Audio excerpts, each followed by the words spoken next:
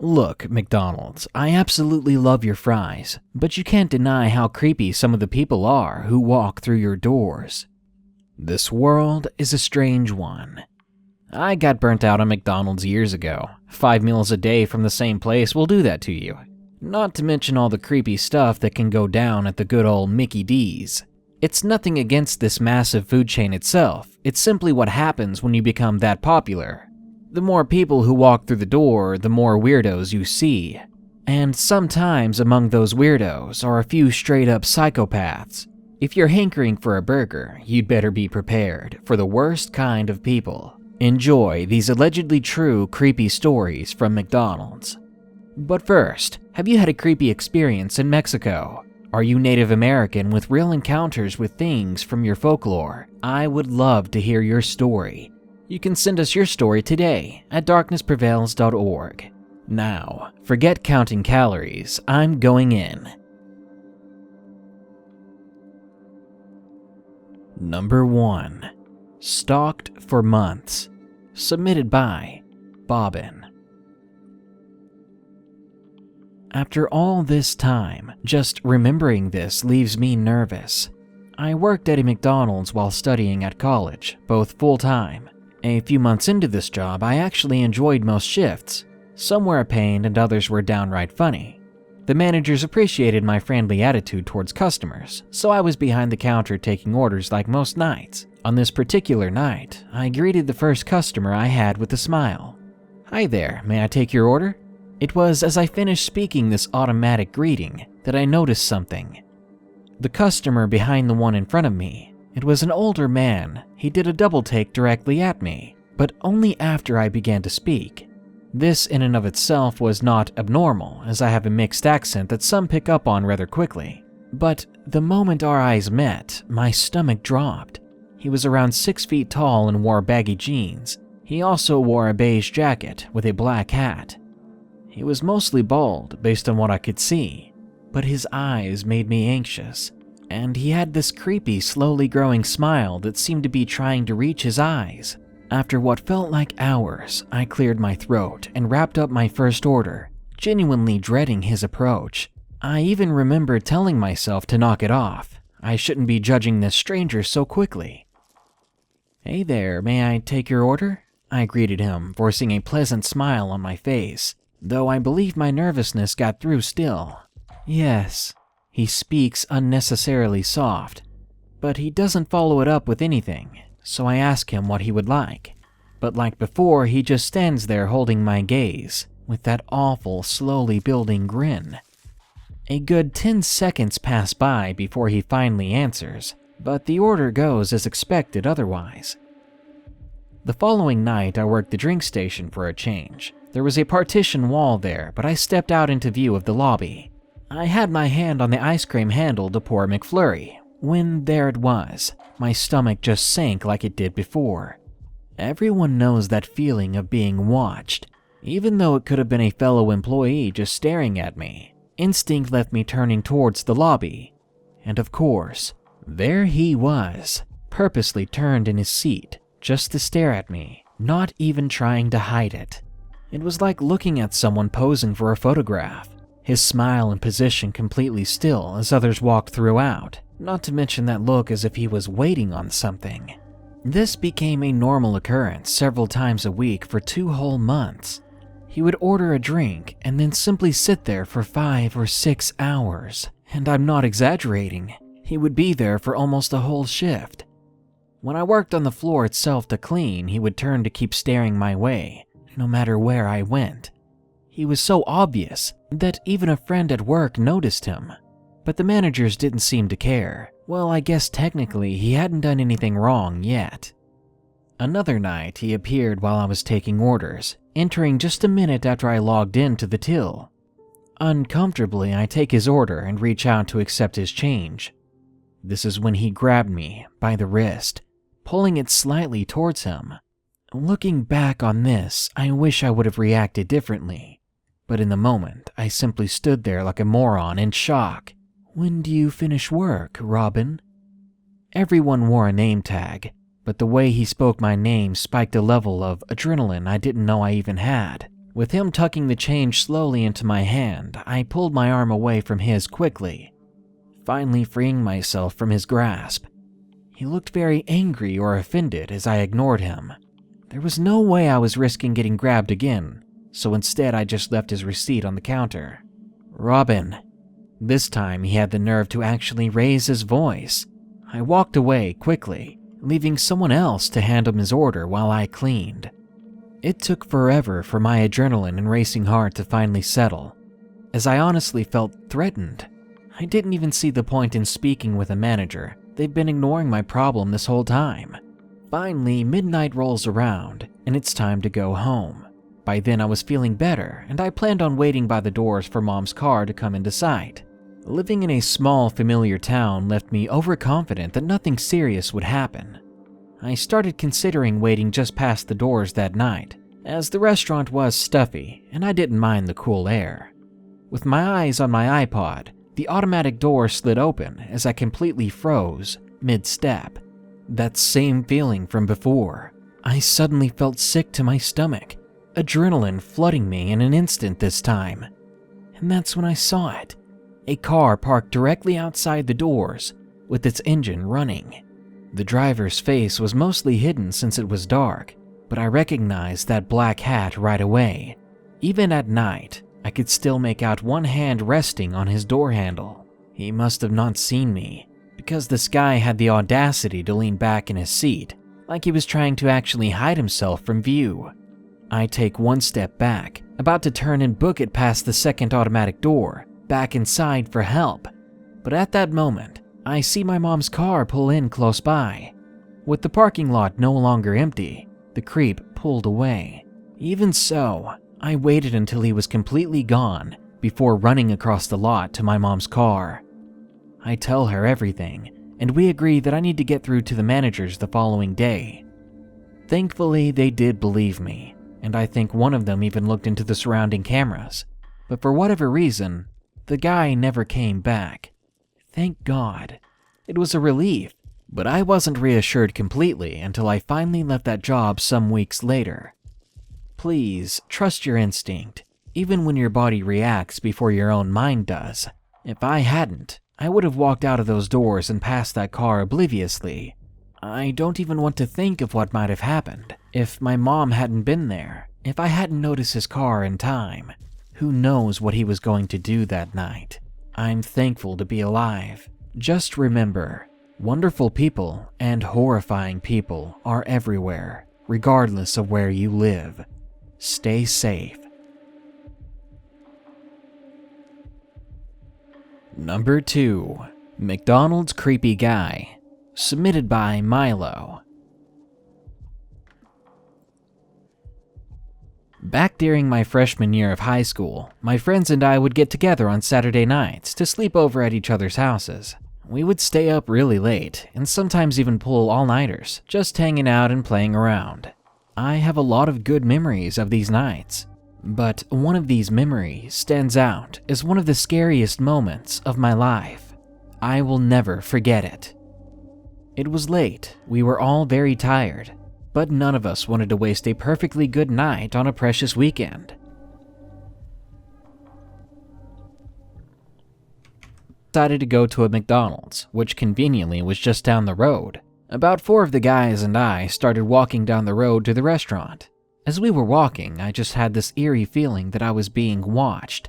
Maybe it was me being tired, or maybe it was just the night. I don't know.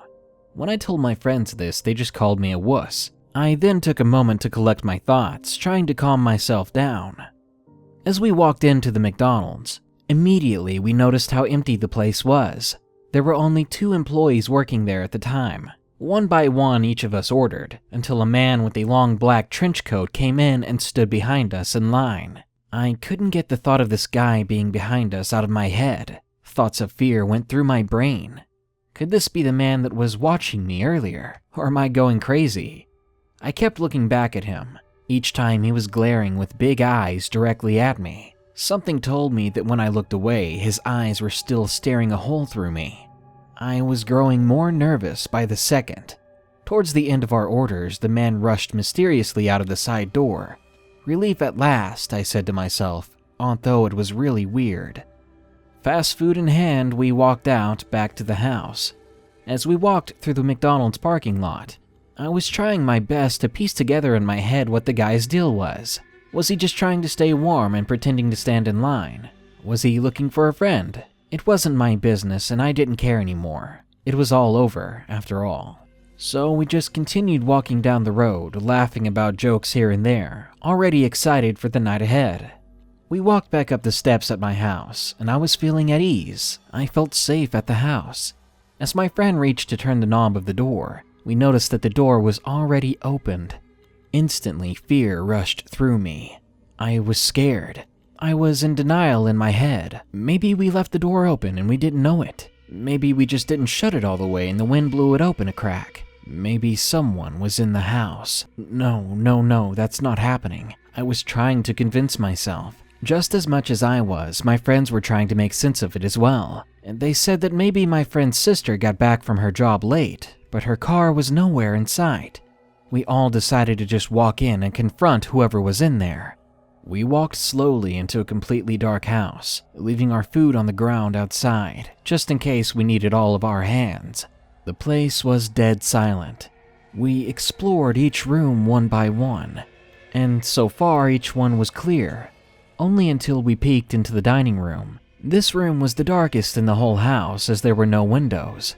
We never even thought about turning on the lights. If someone was there, we wanted to sneak up on them. I mean, if we turned on the lights, they could see it and climb out of the window before we saw them, and we would be none the wiser. Each one of our eyes scanned the room, and in one dark corner, we saw the outline of a figure. We all locked eyes with this figure. I, for one, stared at them in silent fear. My eyes soon adjusted and quickly recognized the figure. There was no forgetting that long black trench coat and those menacing eyes. Before we could say anything, the figure lunged at us. He hit me hard in the shoulder, forcing me back, and then he made a break for the door. I could see he had something in his hands, but I could not tell what it was. My friends tried to grab hold of this guy, but with unnatural momentum, he barged through them as well. And right after hearing a metallic thud hit the floor, the man ran out of the house into the night.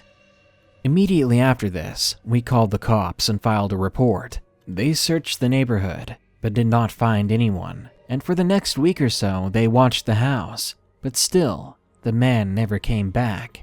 Let's just say we had our overnights at another person's house in a completely different neighborhood after that. And I will never forget that night, because one thing terrifies me more than anything else. The thing he had dropped on the floor was a Bowie knife. Something tells me this man was waiting for us to get back home. He was planning something sinister, and only changed his mind at the last second. Seeing his dark figure in the corner that night, it will forever be burned into my brain. Number 3. Mickey D's Nightmare. Submitted by Isabella. It's somewhat important to know that I'm a woman, and I work the second shift. There was a regular there that came to the McDonald's every single week, and usually every other day. Needless to say, the guy was not in good shape. He didn't take care of myself, and he grossed out the crew.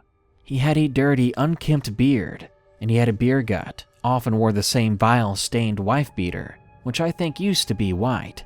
And to bat, his attitude was not a prize either. The guy was a sleazeball. He would hit on all the young female workers, but he would actually grimace when we'd make one of the guys ring him up. He'd ask for things like, "Have you ever gone down on someone?" Management didn't really care though. This guy ordered so much food, management simply saw him as just another guy flirting with the staff. One night when my shift was almost over, the guy walked in. So I convinced Daniel, a guy who worked the same shift as me, and the only other person there at the time, to ring him up. His task was usually to work the drive-thru, so he gave me the headset and started to ring the guy up. The entire time the man was telling Daniel his order, he was staring at me. I was standing off to the side near the window, so it was quite obvious he was looking right at me. He kept his hand down by his side, but from where I was I could not see what he was doing. I looked over at Daniel to see if he had saw, but I don't think he had noticed. I started working on his order to get him out of here as quickly as possible, but he said he wanted to eat inside the store. That's just great, I thought. When he went to sit down, Daniel had finally noticed what the man was doing with his hand. He hurried over to me, his face beet red. I had never seen him like that before. He said to me in an excited yet anxious whisper, "Amy, that guy was..." He paused for a second, probably thinking about how he was going to word this. Then he said slowly, "stroking his member." My jaw dropped, and I felt disgusted and unclean. I was shocked. The only thing I could think of to say was, "Are you serious?" I looked over at the guy to see him staring back at me. Sure enough, he had his hand in his pants. "Oh my God," I said under my breath. It was unbelievable. This guy was touching himself right in front of me and my coworker while downing a cheeseburger. I told him that we needed to call the police, and I pulled out my cell phone. As soon as I did, the guy shoved the rest of the burger in his mouth, ripped his hand out of his pants, and pulled the rest of his food into his arms. Then he bolted out of the door faster than it looked like he could run, dropping half of his fries along the way. Still, I asked Daniel to call the police, because I was going to call our manager, Steven. Our manager and the police both showed up pretty fast. Steven gave the police the security tapes to find out who he was. Before leaving, the officer reminded us to call again if he ever came back. A little while later, my shift was finally over, so I headed out into the parking lot. I walked over to my car, and what I saw made me freeze in my tracks. My car tires were slashed. I went back into the store, angry that someone vandalized my car right after the police had just left, and I was beyond exhausted, so I decided to just have a milkshake while I waited for an Uber. It got here fast. When I walked by the car, I noticed that someone was in the back, so I decided to sit in the passenger seat to avoid awkward conversation. I told the man my address, and I deeply regret that. As soon as the car pulled out of the McDonald's, I glanced toward the back seat, and my heart seemed to stop. It was you-know-who, and he had a gun. I stiffened. I couldn't talk even if I wanted to, and I felt like throwing up. He handed me a ripped-off piece of duct tape. "Put it over your mouth." I accepted it from him, afraid that he would end my life then and there, so I put it over my mouth. I looked at the driver. He didn't look afraid or panicked, and I think he was in on this. "Put your hands behind your back," he said behind me in a monotone voice. I complied again, and he wrapped up my wrists in tape. I was crying non-stop. I tried to think about how I was going to get out of this, waiting for an opening, but I was coming up short. I'm 5'4" and around 100 pounds, and this guy had a gun and easily outweighed me twice over. The drive ended abruptly, and I was ordered to get out of the car. My captor told the driver thanks, and he simply drove off. I remember feeling hurt, that who knows what was going to happen to me. The guy pushed me towards an abandoned house by my shoulder, all the while shoving the gun into my back. The gun's barrel was cold and painful. When we got into the house, me still crying, he started to tell me what he planned on doing to me. He then grabbed my phone and threw it onto the ground, smashing it. He whipped out a flip knife and severed the tape binding my wrists. He put the blade into his pocket and ordered me to take off my clothes. I didn't know what else to do. I stood there panicking. I hesitated, and he yelled at me, sending chills down my spine. I didn't want to do this. I couldn't do this. He got irritated, then reached over and ripped at my top. Amidst these feelings of repulsion, I realized I finally had an opening. I acted quickly, and I ripped the knife out of his pocket. I flipped it open as fast as I could, and I slashed wildly at him, not aiming at anything in particular. He started to scream, and I could see a big gash open up on his arm. I shoved him and ran for my life out of that house, knife still in hand. I sprinted to the closest open business. When I entered, I barely got out the call 911 between my panting and cries. I ran behind the counter and curled up, crying and wishing this was just a nightmare. The guy working at the convenience store was obviously confused and looked a bit scared, but seeing the blood on the knife and how my shirt was ripped, and the blood from my lips after peeling off the tape, it must have convinced the guy to actually call 911. So thankfully he did. He kept an eye out of the windows while giving me his jacket. While we waited for the authorities, I tucked my head in my arms and continued to cry. When the police arrived and took my report, they then went to check the house where I had escaped from. Of course, the guy was no longer there. I told him he knew where I lived, so an officer reassured me that he would keep an eye on my house. But I didn't sleep anymore that night. Every time I closed my eyes, I would feel his hands on me. The very next day, I quit my job and I moved back to my parents' house. They found the man and soon I will have to testify in his trial, and I want to throw up at the thought of seeing his face again. Usually people say something like, "I hope we never meet again," but I want to make sure this guy is put behind bars for the rest of his life. Number 4. A creepy story at McDonald's. Submitted by SETH G. This story took place only a few months ago at a McDonald's me and my friends were eating at. It was a usual Friday night. My brother and I, with some friends, would be out and about the town. We were mostly hanging out at the mall and sometimes going to Goodwill to goof off, but every time we went out, the oldest one of us, Andrew, would buy us all Burger King or McDonald's. He was the one who usually had the money, plus he could actually drive. Usually there were 5 of us, but this time it was just me and my brother with Andrew eating at McDonald's. We entered the restaurant that night, and it was completely void of any other customers. Shortly after we walked in, it began to storm outside. I was watching the storm from our table when I saw a man standing just outside the doors of the place. Just from the look of this guy, I was getting some pretty bad vibes from him. I motioned at my brother to look and he agreed. The man looked middle-aged and really thin. He had on clothes that were way too big for him. He started smoking a cigarette and shaking his head violently back and forth. Then he began to talk to himself in the reflection of the glass door of the restaurant. There was something obviously wrong about this guy. By now, my brother and I were starting to get freaked out. We urged Andrew to hurry up and finish eating, but he was completely calm, not paranoid like we were. He told us it was probably just some guy hyped up on drugs, and that there was nothing really to worry about. Regardless, I was still really concerned. At one point, I thought of just leaving them and waiting in the car, but I didn't want to look like a coward, seeing how calm Andrew was. This guy eventually walked into the restaurant with his right hand jammed into his coat pocket and his left hand firmly grasping the pocket on the outside. He hobbled inside, talking to himself the whole way, jittering and stuttering. When he sat down, I saw the telltale glint of a gun inside his coat. There was no mistaking it. In fact, he wasn't wearing anything but boxers underneath, with the gun either tucked into the coat itself or into his boxers. Thank God at this point Andrew had finished eating, so we booked it as fast as we could back to his car. Looking back on it, he was probably just some crackhead waiting for his dealer.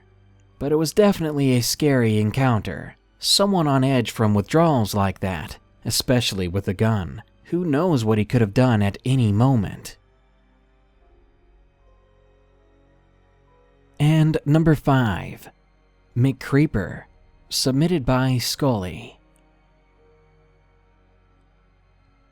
I'm a 31-year-old woman. I'm small in stature, only about 4'11", and I know full well that I'm prime victim material. Because of this, I try to be hyper-aware of everything going on around me. Sometimes that means just catching someone's gaze and feeling that knot in my stomach, but I believe listening to my instinct has saved me on more than one occasion.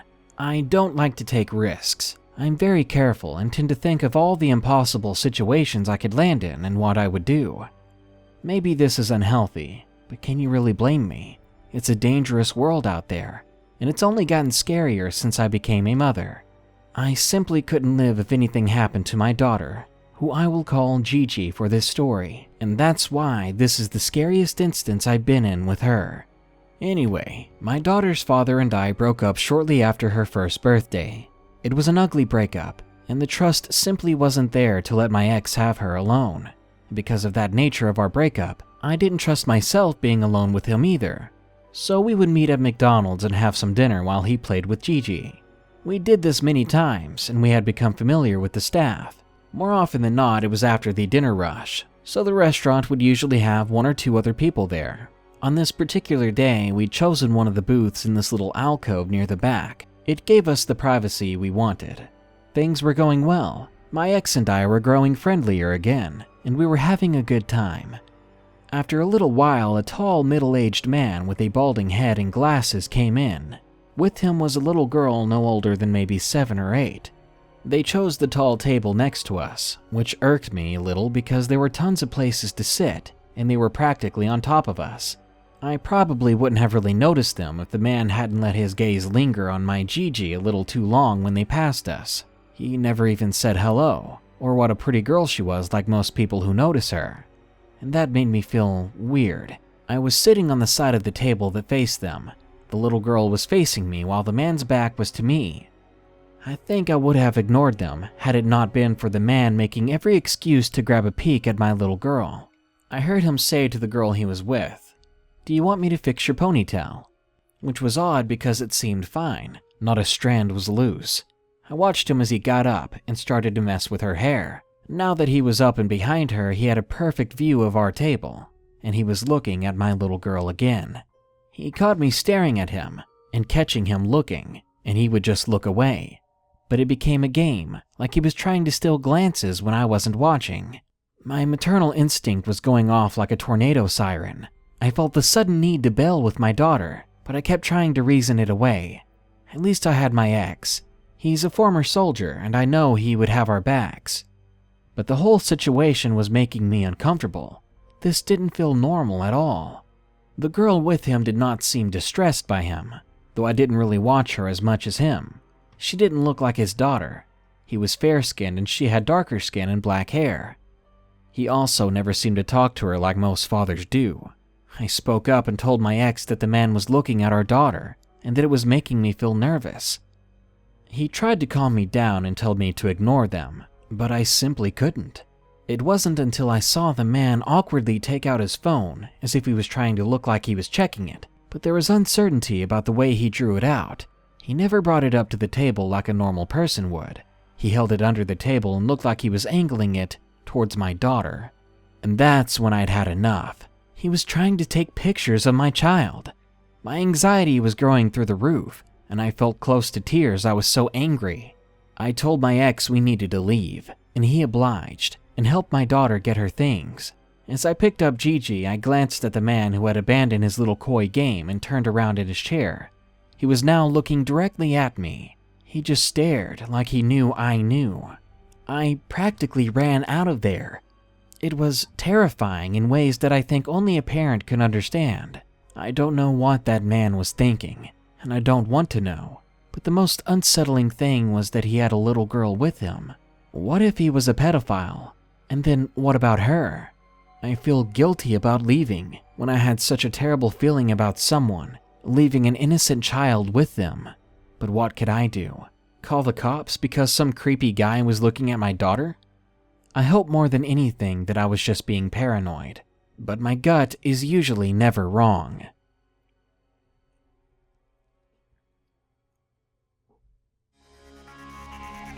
Reality is naturally chaotic. From one human to the next, our bodies try to develop normally over our life cycle, but deviations occur, so people can often be born with defects and disorders. Often these errors don't reveal themselves until later in life. Maybe your child is a sociopath. Maybe that man next to you is at the breaking point with his antipsychotics. Maybe one day you'll have a desire to do something wrong, and you won't know why. People are strange and dangerous sometimes. Sometimes you truly don't even know yourself. Good night. Be sure to like, share, comment, and subscribe if you enjoyed the video. And don't forget to send me your Native American horror stories and Mexican scary stories too at darknessprevails.org. Thanks.